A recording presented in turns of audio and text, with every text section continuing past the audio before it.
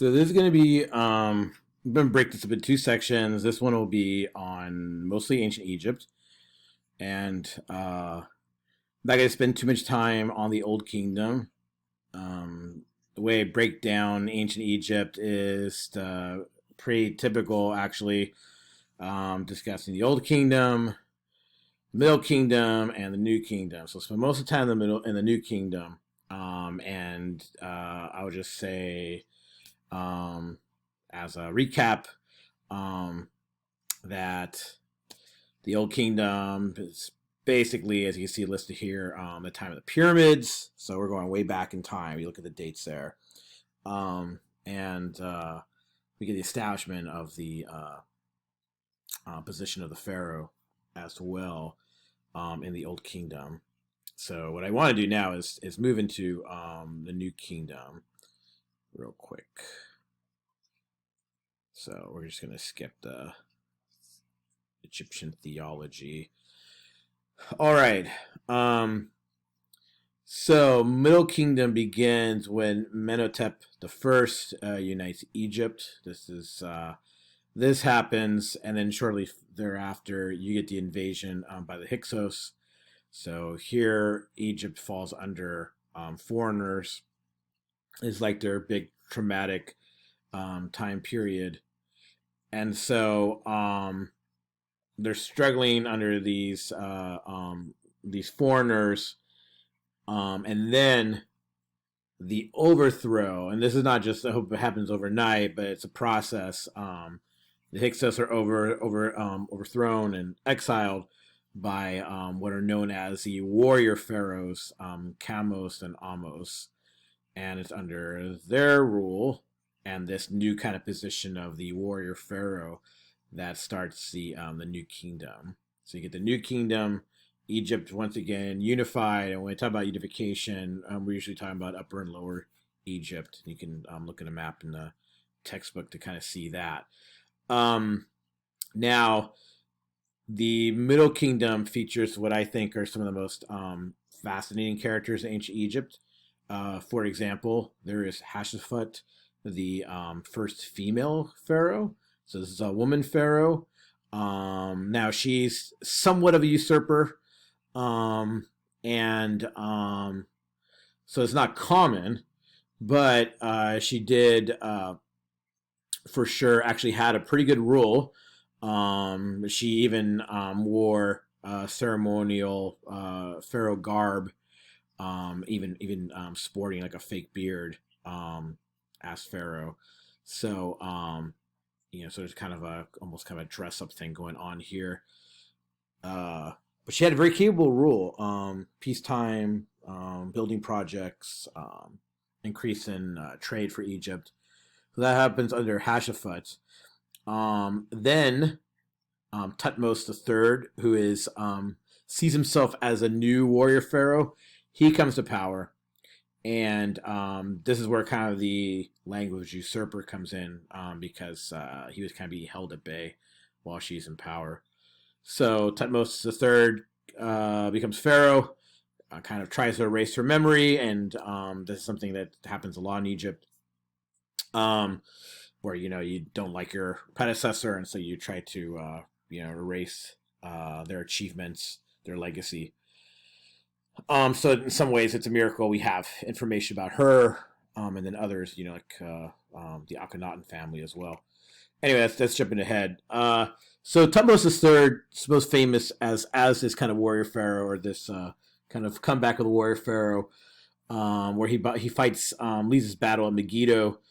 And that area known as Megiddo is infamous. The Book of Revelation calls out Megiddo as the place where the great apocalyptic war was supposed to happen. So that obviously would have triggered something in the memories and the mindset of people in the ancient world.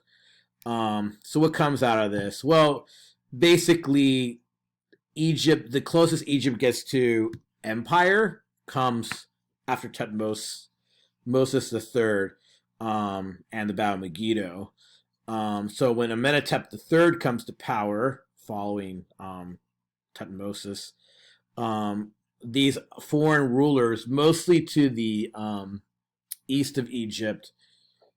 We're talking Mesopotamia in general, but we do know that there are signs of alliances or even language from people to the west. So there is allusions here to north of Egypt and even to west of Egypt. So we're talking yeah, the Mediterranean and possibly even Greeks. We're talking early Greek civilization that they may have been already in contact with the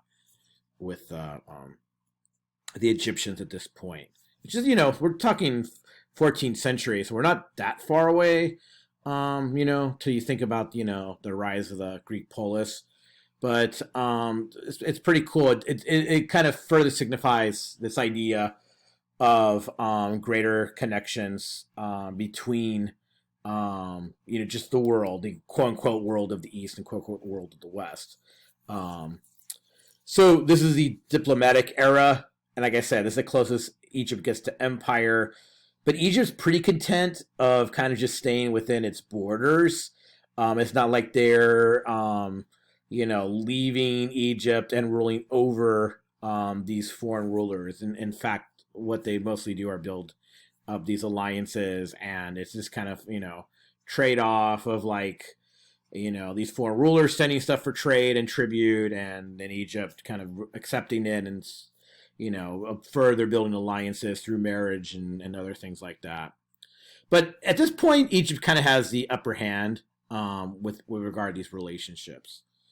Um, and yeah, you could look at some of um, these artifacts from the ancient world, and you can kind of see here it says the Aegean list, so we know that it's there in stone, carved in stone, that areas of the like modern day Turkey and the Greek world is found in the time of Amenhotep III. So some of these alliances could have possibly, and even trade could have possibly, well, not could possibly. It just seems that it was there with the Greek world. So I find that fascinating. Um, okay, then we get to the Pharaoh that you watched the documentary on, specifically Amenhotep the Fourth, or better known as Akhenaten, and you can see Akhenaten here, worshiping the sun god, um, on Aten. So when you talk about monotheism, and I know we've already briefly discussed this, but generally speaking, we always go kind of default towards the ancient Hebrews, ancient Israel, and talk about the Mosaic Law, where this seems to be front and center of basically the first five books of the Bible, the Law of Moses, Ten Commandments, all that stuff. It gets interesting because we do know Moses, the historical figure, is connected to ancient Egypt. Um, and so there's always this kind of like discussion, how much connection is there, especially when you're talking about Moses and then the god the Aten worship that Akhenaten popularized. Well, the thing is, and I mentioned this in class. Um, there's clearly um, a change in focus with Akhenaten. This is a radical disruption, especially in religious life, and it does seem to be a power grab between Akhenaten and the focus on the sun god Aten and Amun Re, the god he was named after, his father's name. He followed that name. The fact that they moved to Amarna, again, Amarna has examples of documentary talks about it somewhat, but it has examples again of trade, of international cooperation. So again, this is an alliance that Egypt at the top of this kind of pyramid is very involved with the rest of this basically Middle Eastern world. Um, And as the video talked about, Akhenaten then turns on religious repression, intolerance, especially after the death of his wife Nefertiti, who the video goes to some length to to focus on as a co-ruler. Um, well, Akhenaten eventually dies. He's a hated figure. Even his son Tutankhamun, who is most famously known as King Tut, tries to take back a lot of the reforms his father did. Um, this then basically you get the kind of the cover up conspiracy after the Akhenaten and Tutankhamun are dead, and you see Egypt try to reestablish its former glory before Akhenaten comes to power. This then leads to the last great dynasty in Egypt. This is the rule of the Ramses. And in some ways, Ramses the Great rules for almost a century. He becomes a stabilizing force. So if you think about all the ups and downs between Amenhotep to Akhenaten to Tutankhamun, and the power struggle with the priest of Amun-Re,